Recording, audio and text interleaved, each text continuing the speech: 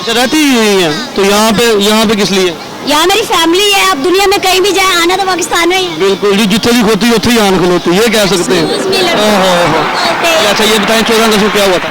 14 अगस्त को पाकिस्तान आजाद हुआ था और क्या होना? बिल्कुल सही हो गया। अच्छा ये बताएं कौन सी ने किसे लेकर था पाकिस्तान को? हफीज जलंधरी ने। इनको तो सारे सवाल आते हैं, तुम्हारी बेइज्जती करी जा रही है।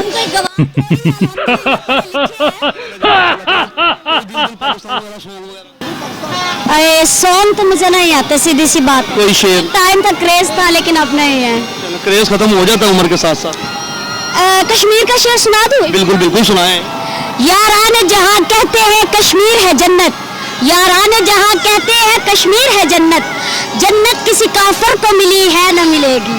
वाह जी वाह, वाह जी वाह, बहुत शुक्रिया जी, आपको बहुत अच्छा लगा जी आपसे। इंडिया वालों, मुझे तो आप लोग सब अच्छे से जानते हो ना, आपके टीवी चैनल पे तो मैं वैसे ही छाई रहती हूँ। क्यों इंडिया वालों, याद रखना ईमान उमर नाम नहीं, ब्रांड है दुबई का। बिल्कुल जी, दुबई का ब्रांड है। बहुत शुक्रिया जी आपसे।